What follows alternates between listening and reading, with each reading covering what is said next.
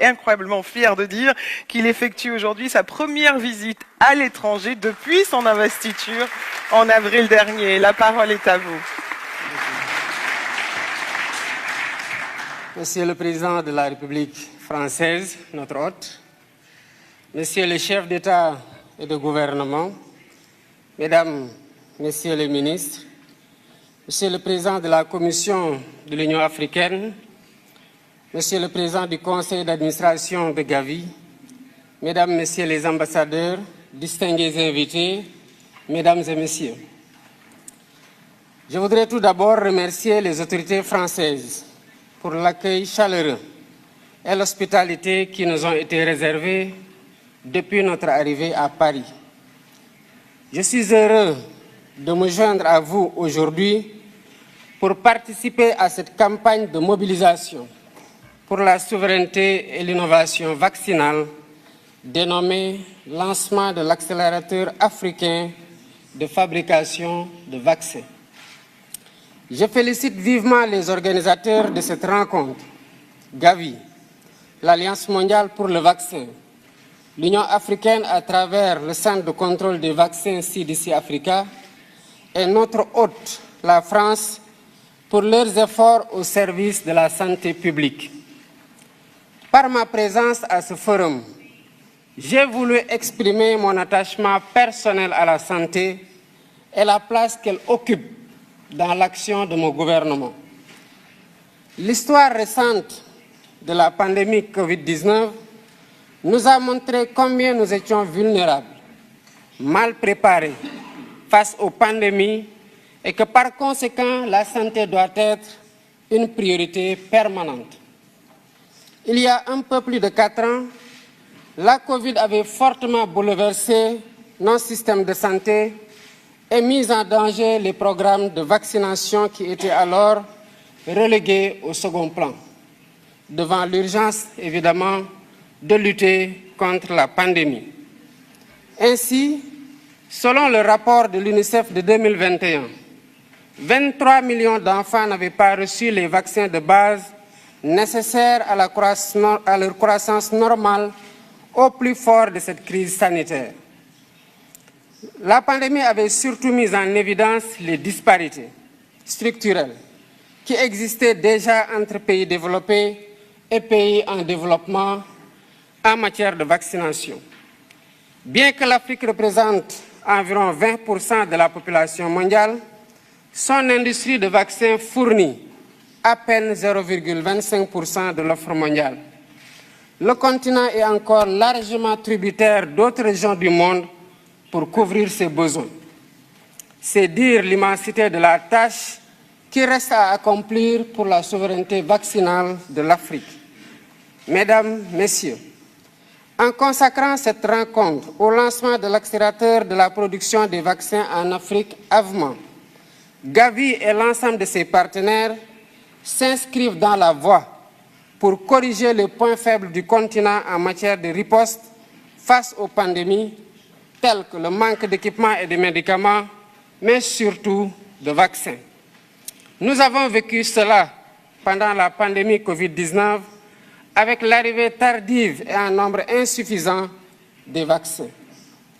Un des défis majeurs pour l'Afrique aujourd'hui, c'est de produire des vaccins, des médicaments et diagnostics, mais également d'accéder aux plateformes de commercialisation pour participer pleinement à la lutte contre les menaces sanitaires futures.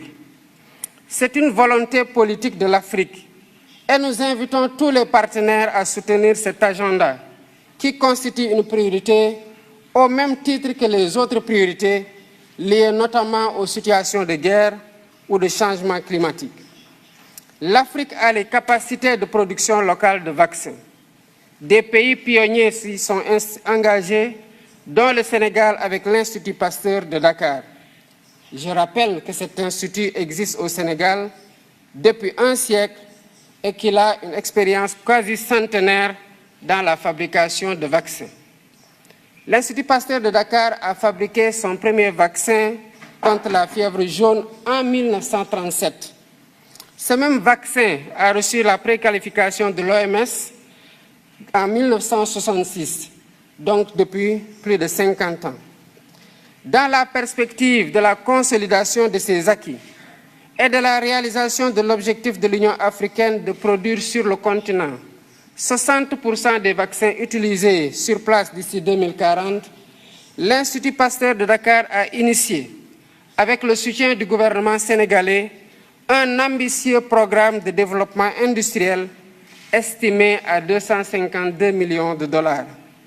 Ce programme vise à maîtriser toute la chaîne de valeur en matière de production pharmaceutique, depuis l'identification des besoins jusqu'à l'utilisation des produits par les bénéficiaires. La réalisation de ces infrastructures et l'acquisition des équipements sont en cours de finalisation.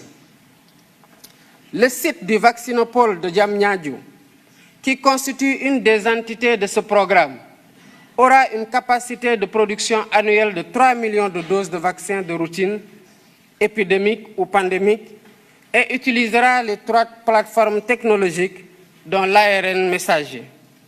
Pour encadrer toutes ces initiatives, le Sénégal a déjà mis en place l'Agence nationale de réglementation pharmaceutique, qui s'est beaucoup employée pour atteindre les phases de maturation et d'homologation requises.